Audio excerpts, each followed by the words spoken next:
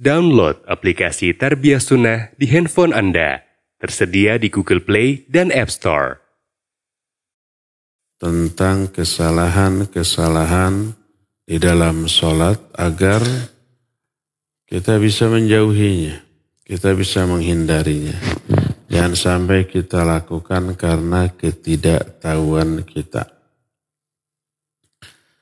Yang kita akan bahas sekarang adalah kesalahan dalam hal berpakaian di dalam sholat.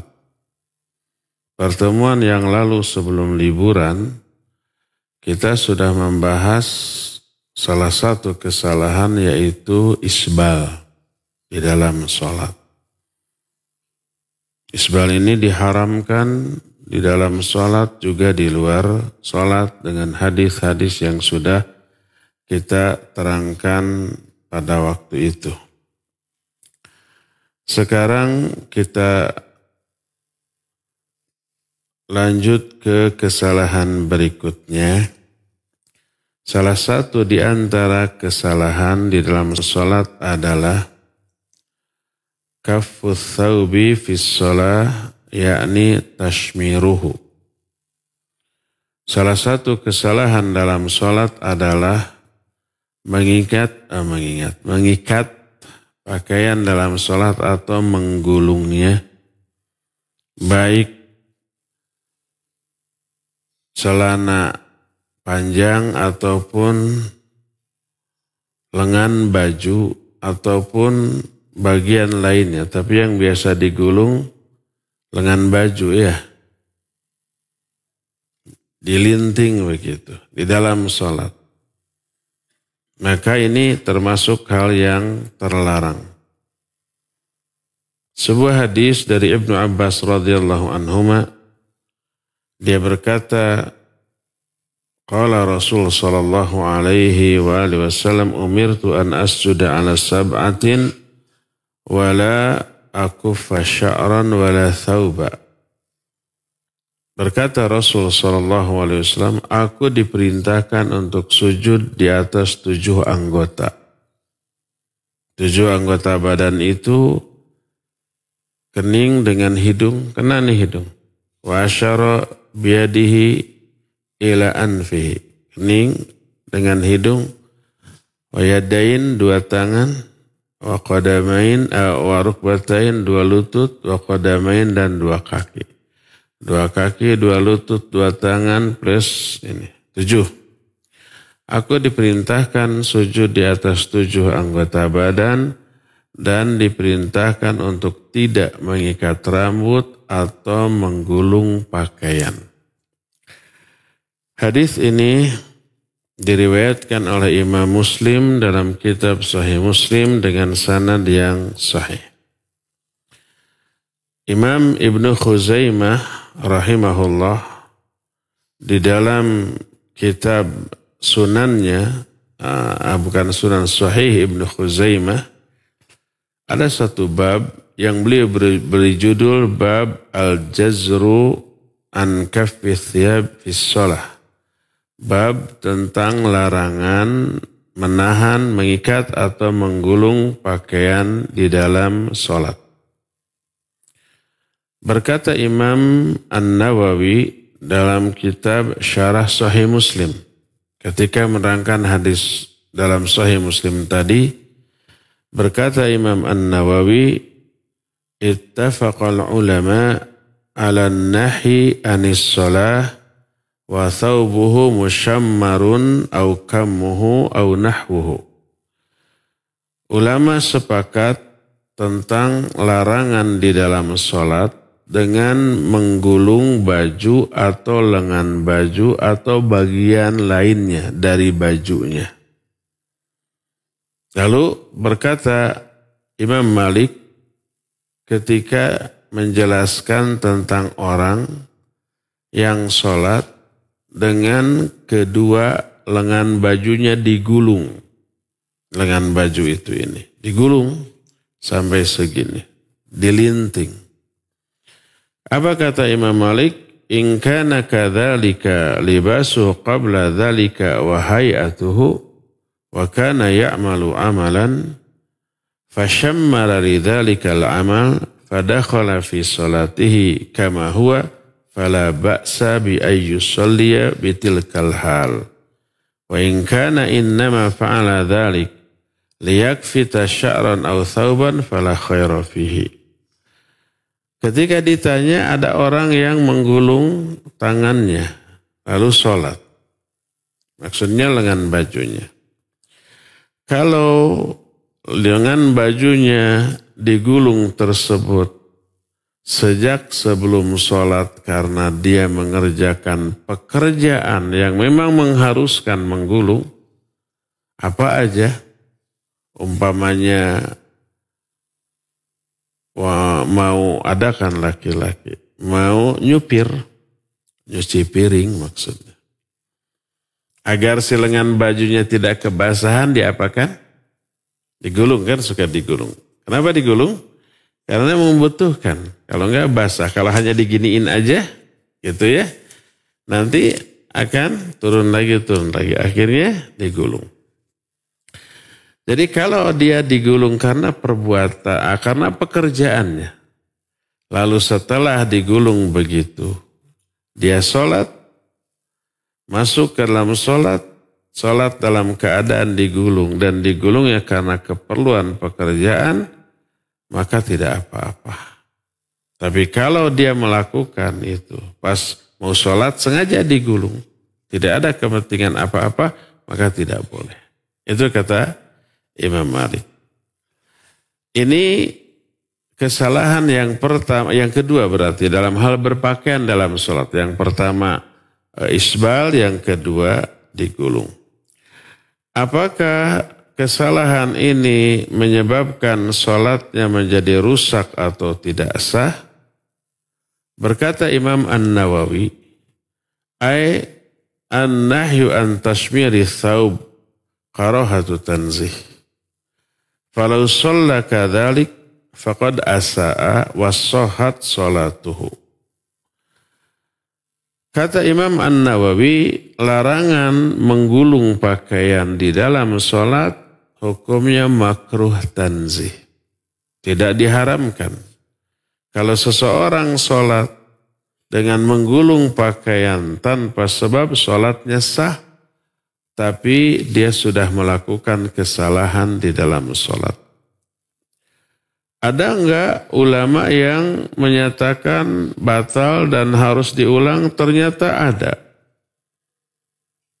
Salah satunya adalah Imam Ibnul Munzir yang mengutip pendapat Al-Hasan yang juga berbicara masalah ini. Seperti yang diterangkan oleh Imam An-Nawawi dikutip, kata beliau, wahaka Ibnul Munzir al-i'adata fihi anil Hasan al-Basri.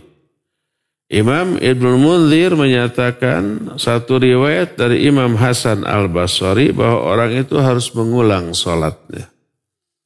Kalau umpamanya sengaja dia menggulung lalu sholat, lalu ada yang beritahu nggak boleh begitu, maka dia harus mengulang sholatnya. Tapi ini pendapat syadz. Makna syadz hanya 1-2 orang. Hasan al-Basri saja. Adapun jumhur ulama menyatakan sholatnya sah, tapi dia sudah melakukan kesalahan di dalam sholat. Jadi walaupun sah, walaupun makruh, jangan dilakukan. Jangan menggulung lengan baju atau celana umpah kepanjangan isbal lalu digulung, maka tidak boleh. Kalau isbal bukan digulung tapi harus diapa? Dipotong. Celananya bukan kaki.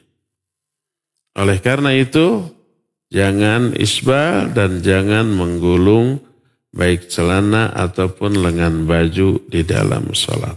Inilah kesalahan kedua dalam hal berpakaian di dalam sholat. Pertama isbal, kedua menggulung lengan baju. Ketiga, kesalahan yang ketiga, sholatun makshufatul atiqain. Sholat dalam keadaan kedua bahunya terbuka. Contohnya umpamanya sholat dengan memakai sarung, ke atasnya hanya pakai singlet. Tahu singlet? Kaos sangsang. Tahu kaos sangsang? Kalau nggak tahu singlet atau kaos sangsang, saya nggak tahu lagi bagaimana menerangkannya. Kaos sangsang itu kaos singlet yang hanya terbuka kedua bahu kan? Kaos dalam. Nah, terbuka kedua bahu. Ada orang beranggapan aurat laki-laki hanya dari pusar sampai lutut. Lalu dia melakukan sholat hanya menutup pusar sampai lutut, dada sampai dua bahunya terbuka. Yaitu aurat laki-laki di luar sholat. Kalau di dalam sholat beda lagi. Terbalik ya. Kalau dalam sholat laki-laki harus tertutup dibanding di luar sholat. Di luar sholat kita hanya memakai kaos singlet, asal tertutup dari pusar sampai lutut, boleh keluar begitu. Kalau nggak malu. Tapi tidak dosa, tapi uraf memalukan. Uraf itu kebiasaan. Pernah nggak ada ikhwan di sini keluar cuma pakai kaos sangsang saja gitu? Tidak ada.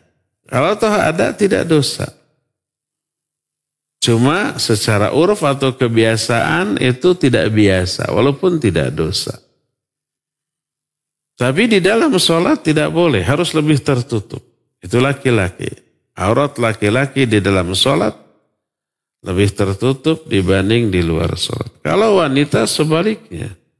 Aurat di luar sholat harus lebih tertutup dibanding di dalam sholat. Ketika wanita sholat sendirian di rumah, dia boleh membuka wajahnya, membuka kedua tangannya. Sebagian ulama menyatakan telapak kaki nggak apa-apa terbuka. Karena pernah Ummu Salamah radhiyallahu anha sholat dan ketika sujud terlihat telapak kakinya. Dan Nabi SAW membiarkan. Itu di dalam sholat. Adapun di luar sholat, di hadapan laki-laki harus tertutup. Jadi berbeda antara aurat laki-laki dan wanita di dalam sholat dan di luar sholat. Di dalam sholat laki-laki tidak boleh sholat dengan membiarkan kedua bahunya terbuka. Berkata Rasul SAW dalam hadis yang diriwayatkan oleh Imam Bukhari dan Imam Muslim. Dalam Sahih Bukhari, Sahih Muslim, muttafaqun alaih, berkata Rasul SAW, la yusalliyanna ahadukum fi thawbil wahid laisa ala atiqihi minhu syai'. Janganlah salah seorang di antara kalian salat hanya dengan menggunakan selembar pakaian. Selembar pakaian itu dari bawah ke atas. Dari bawah ke atas, dari atas ke bawah. Pakai sarung saja. Laki-laki biasa memakai 2 helai pakaian. Sarung ke bawah dan pakaian ke atas. Jangan sampai hanya satu ke bawah saja dan di pundaknya tidak tertutup sesuatu. Itu riwayat Bukhari. Dalam riwayat Muslim, ala atiqaihi, kedua bahunya jangan sampai terbuka. Berkata Imam Ibnu Qudamah Al-Maqdisi rahimahullah, yajibu ayyadha'al musalli ala atiqihi syai'an minal libas in kana qadiran ala dhalik. Wajib orang yang sholat menutupkan sesuatu pakaian ke dalam kedua bahunya bila dia mampu untuk itu. Berkata Imam Ibnu Munzir dari Abu Ja'far, anna shalah la tujzi'u man lam yukhammir mankibaihi. Salat tidak sah atau tidak cukup seseorang yang tidak menutup kedua bahunya. Oleh karena itulah tidak boleh bagi kita salat dengan membiarkan kedua bahu ini terbuka. Ini laki-laki, apalagi wanita. Karena itu aurat bagi laki-laki, bagi wanita. Bagi laki-laki kedua bahu bukan aurat. di luar sholat. Tapi dalam sholat harus tertutup. Nah sekarang apakah sholatnya tidak sah? Berkata kebanyakan para fuqaha yang dikutip oleh Imam Ibnu Qudamah dalam kitab Al-Mughni, qala aktsarul fuqaha, telah berkata kebanyakan para fuqaha, la yajibu dzalik wa la yushtaratu li sihhatis sholati bihi. Menutup kedua bahu ini tidak wajib dan tidak menjadi syarat sahnya sholat. Ini pendapat Imam Malik, Imam Syafi'i, dan Imam Abu Hanifah, li'annahuma laisa bi'aurah, karena kedua bahu ini bukanlah aurat. Jadi kalau ada orang yang melakukan sholat dengan kedua bahu terbuka, sholatnya sah. Tapi dia melakukan kesalahan. Tidak sekedar sah, tapi harus benar juga ya. Makruh. Jadi banyak kesalahan dalam sholat, tapi kesalahan tidak membatalkan sholat, tapi tetap dianggap sebagai sebuah kesalahan. Berkata masih Imam Ibnu Qudamah, an-nahyul waridu fil hadithi sabiq yaqtadi tahrim wa yuqaddimu ala al-qiyas wa madhhabil jumhur adamul butlan walakinnahum qalu hadha an-nahyu litanzih la litahrim. Larangan dalam hadis tadi menurut sebagian ulama menunjukkan haram. Dia berdosa walaupun salatnya sah. Tapi tidak batal salatnya. Tapi mereka berkata, ada lagi sebagian ulama ini makruh tanzih bukan tahrim. Seandainya seseorang salat demikian, salatnya sah. Tapi dia sudah terjerumus ke dalam perbuatan yang makruh. Tetap itu sebuah kesalahan, sama dengan isbal, sama dengan yang kedua tadi yaitu menggulung lengan baju ketika sholat, itu makruh, kesalahan dalam sholat walaupun tidak membatalkan sholat. Inilah yang ketiga. Kesalahan yang keempat masih tentang pakaian, cara berpakaian dalam sholat. As-sholah fi thawbil ladzi alaihi surah. Sholat dengan menggunakan pakaian yang ada gambar atau tulisan. Kalau gambarnya adalah gambar makhluk yang bernyawa, maka itu haram. Dosa.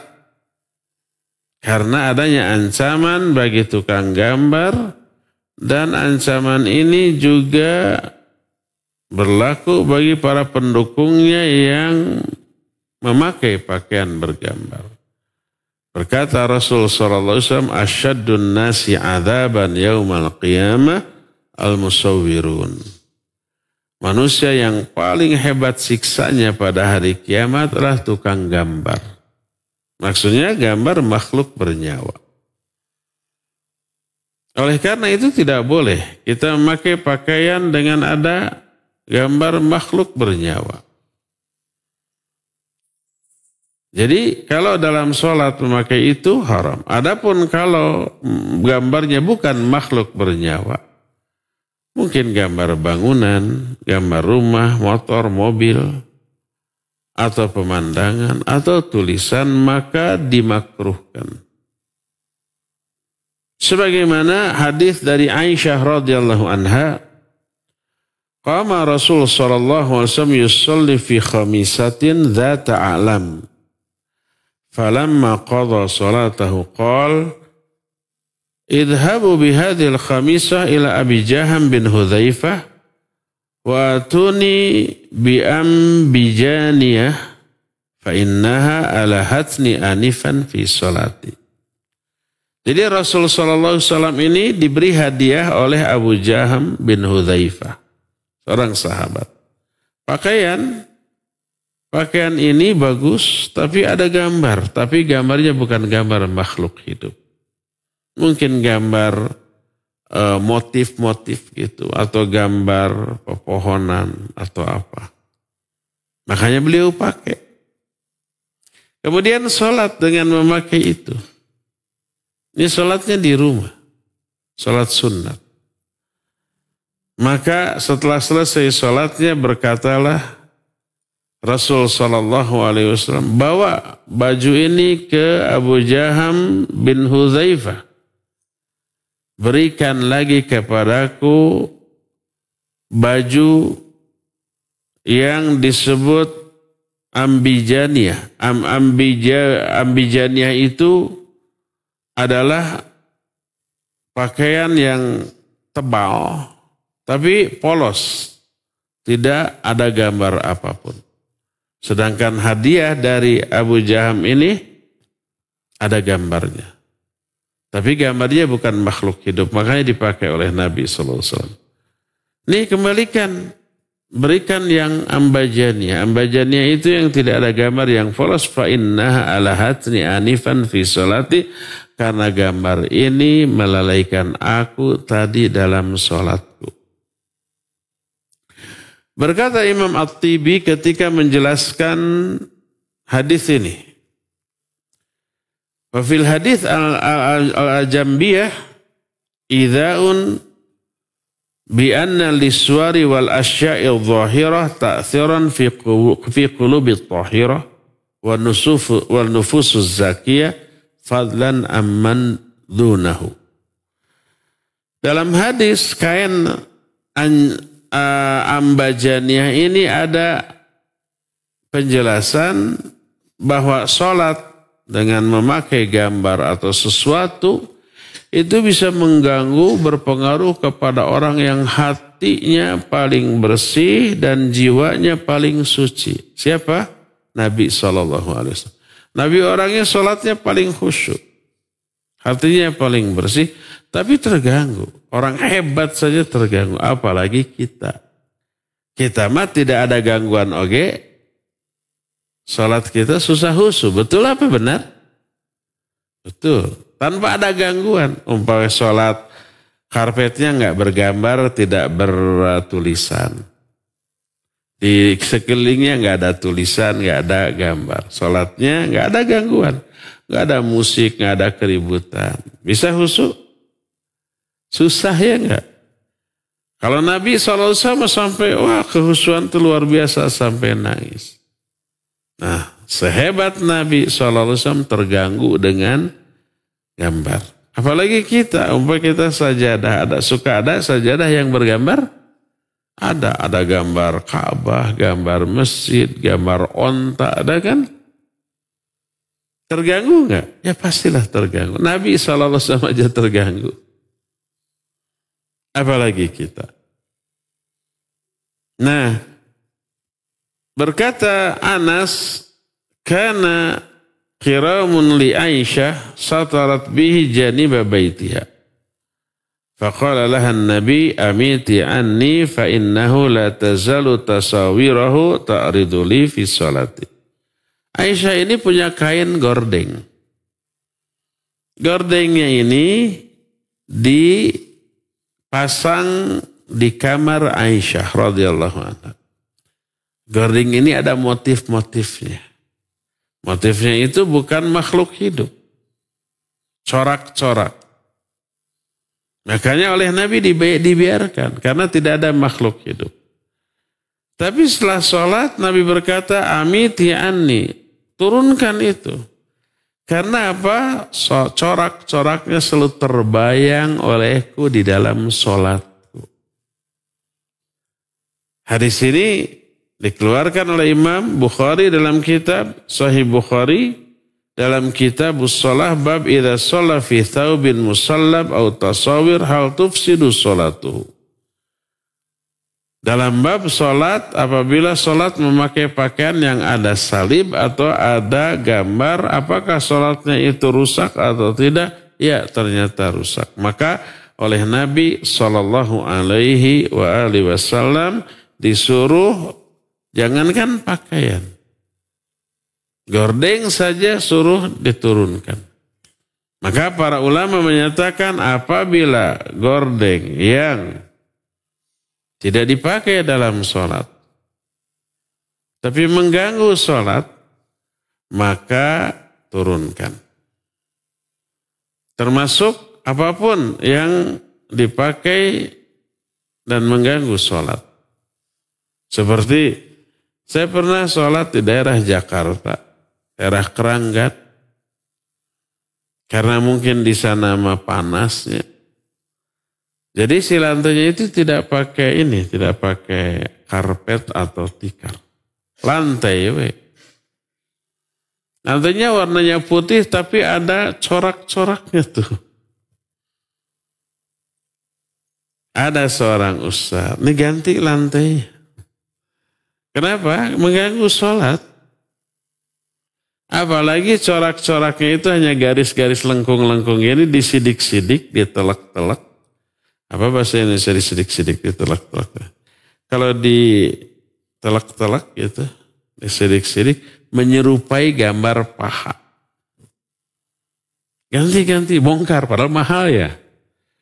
Mahal, mungkin ada segini luasnya gitu, atau lebih lah gitu ya. Bayangkan ini berapa puluh juta.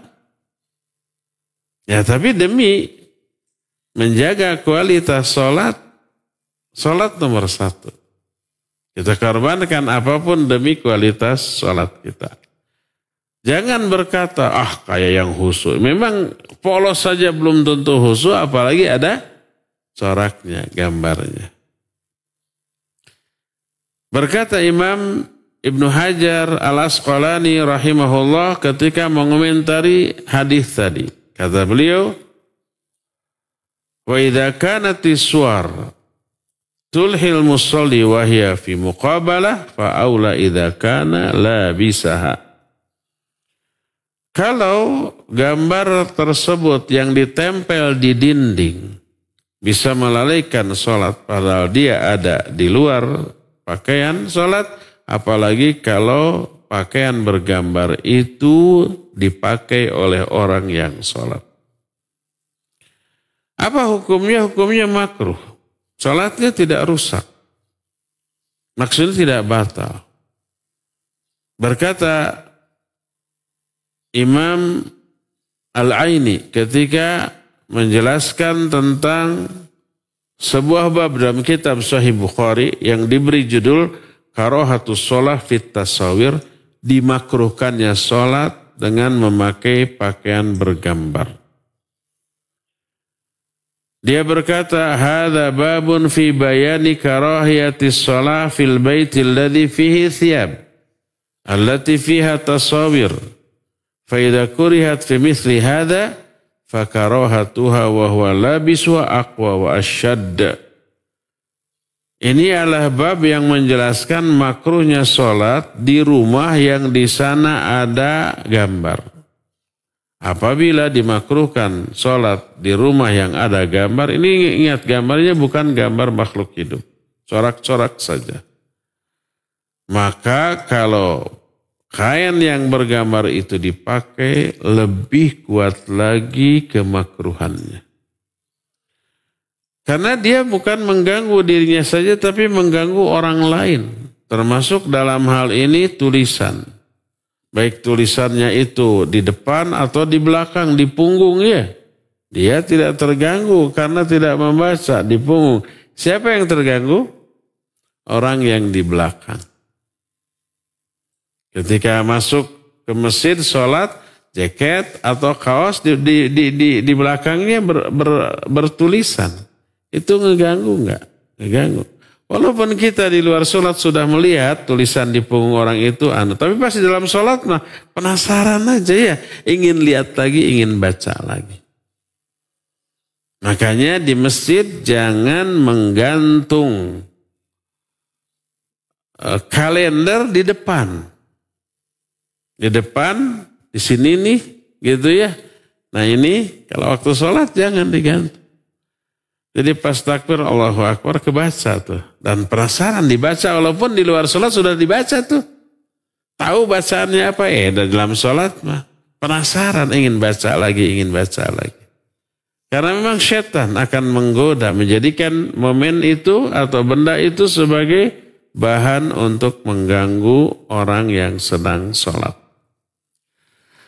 Berdasarkan hal itu, maka kesalahan orang di dalam melakukan sholat dalam hal pakaian adalah memakai pakaian di dalam sholat yang bergambar, walaupun gambarnya bukan gambar makhluk hidup. Bercorak walaupun coraknya tidak menyerupai makhluk hidup. Atau tulisan. Sholatnya sah, tetapi dia berdosa karena melalaikan orang dari sholatnya. Nah sekarang bagaimana hukmus sholati hamili suar? Bagaimana orang sholat membawa gambar? Tapi gambarnya itu tidak terlihat. Umpamanya di sakuan gitu. Apapun bentuknya, baik tulisan ataupun gambar. Termasuk uang. Uang ada gambarnya? Ada lah. Gambarnya makhluk hidup atau benda mati? Makhluk hidup. Yang paling besar Soekarno-Hatta. Yang kedua, yang setengahnya, tahu nggak foto siapa yang 50 ribuan? Orang Bandung tuh yang sekarang jadi nama jalan di Dago. Jalan apa Dago? Insinyur Haji Juanda. Foto. Dibawa di dalam sholat, tapi terlihat apa tidak? Tidak terlihat. Kalau zaman dahulu tidak ada uang kertas, tapi yang ada dinar atau dirham. Berupa emas atau perak, berupa koin. Dan di koin itu ada gambar ya, ada gambar, biasanya gambar raja yang berkuasa. Sebagai alat pembayaran yang sah. Dibawa di dalam sholat, apakah dibolehkan? Enggak. Berkata Imam Malik rahimahullah ketika beliau ditanya tentang cincin yang ada gambarnya, boleh enggak dipakai di dalam sholat? Berkata Imam Malik, la yalbisu wa la yusalli bihi. Jangan pakai dan jangan sholat dengan memakai pakaian tadi. Berkata Al-Bahuti, yukrahu lil musalli hamluhu fassan fihi surah au hamluhu thauban wa nahwu kadinar au dirham fi surah. Dimakruhkan orang yang sholat membawa koin yang ada gambarnya seperti dinar, dirham atau yang lain-lainnya di dalam sholat. Kecuali ulama-ulama Hanafiyah memberi rukhsah, memberi keringanan, bolehnya seseorang sholat dengan membawa dirham atau dinar yang ada gambarnya selama tidak diperlihatkan. Di sakuan dikantongin.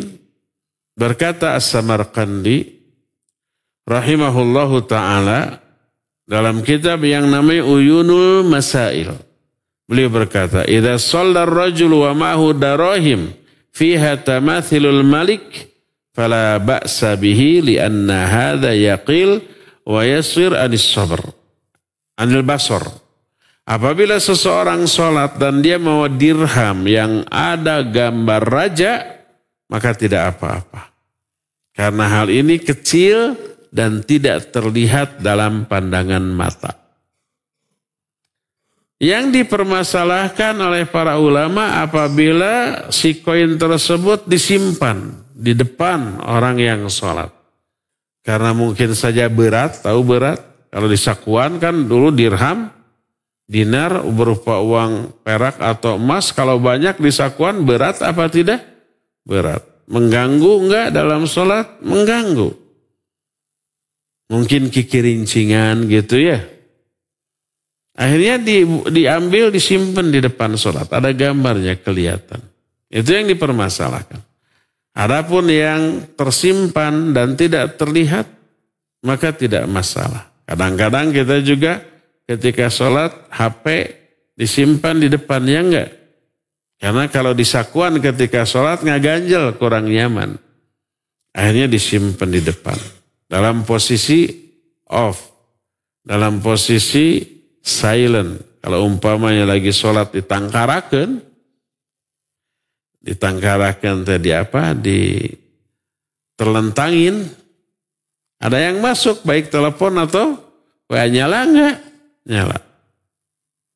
Mengganggu sholat? Mengganggu. Maka tangkupkan tah. Apa tangkupkan teh? Diterungkupkan. Jadi ada yang masuk, WA, telepon, tidak akan terlihat. Dan silent. Jangan sampai lagi sholat, bunyi. Yang paling parah kalau ringtone-nya itu apa? Dangdut. Paling konyol lagi orangnya itu diem, nggak berani bergerak mematikan karena dikhawatirkan merusak sholatnya. Padahal sholatnya sudah rusak dengan bunyi ringtone tersebut. Kan ada ya beberapa hari yang lalu, entah ada tamu mungkin lalai, dia nyimpen kantong di belakang, di sana ada HP, lagi sholat subuh bunyi ya. Untung bunyinya apa, sirine apa? Sepanjang sholat berhenti, lagi kayak sirine di tempat markas tentara gitu ya. Padahal dia bukan tentara. Keganggu gak kita?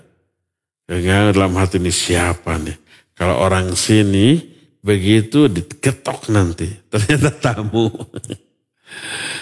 Gak jadi digetoknya. Jadi dimakruhkan. Kalau benda itu ada gambarnya terlihat di dalam sholat. Adapun kalau tidak, maksudnya tidak terlihat, maka tidak apa-apa. Inilah beberapa penjelasan tentang kesalahan di dalam sholat dalam hal pakaian. Subhanakallahum bihamdik, asyhadu an la ilaha illa anta, astaghfiruka wa atubu ilaik, walhamdulillahi rabbil alamin, wassalamualaikum warahmatullahi wabarakatuh.